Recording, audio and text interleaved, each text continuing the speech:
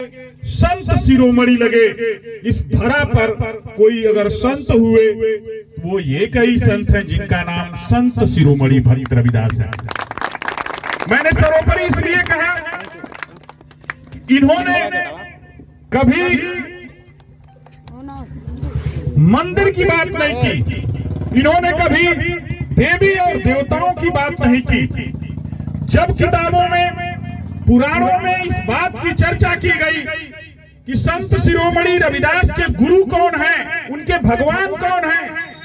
आराध्य देव कौन हैं, तो उन्होंने हिंदू को, मुसलमान को, ईसाई को, सिख को इस बात को बताया कि जो आपने इस मूर्ति पे लिखा हुआ है नीचे, मन चंगा तो कठौती में गंगा, कोई जरूरी नहीं है। इनके संदेश के हिसाब से ये तय था, कोई जरूरी नहीं है कि आप चल करके यहां आए, कोई जरूरी नहीं है कि आप चल करके किसी अपने मंदिर में जाएं। जिस भी आराध्य की पूजा करते हैं, बस आपका मन और मिजाज ठीक हो,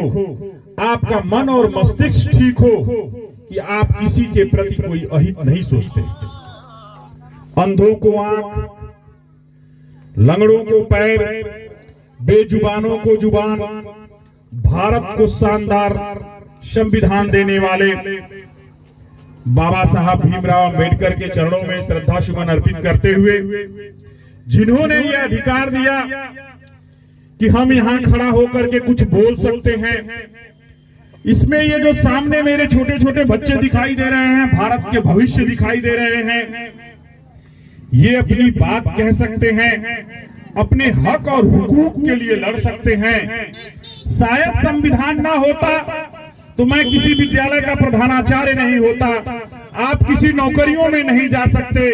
डीएम और एसडीएम नहीं हो सकते। वही लोग तय करते, वही लोग अपने संविधान को बनाते और एक अराजकता फैलती, फिर वो गरीब गरीब ही रहता, पिछड़ा पिछड़ा ही रहता, और संचालन करने के लिए जिनको बागडोर दी जाती तो लाला पटवारी ही लेखपाल हुआ करते।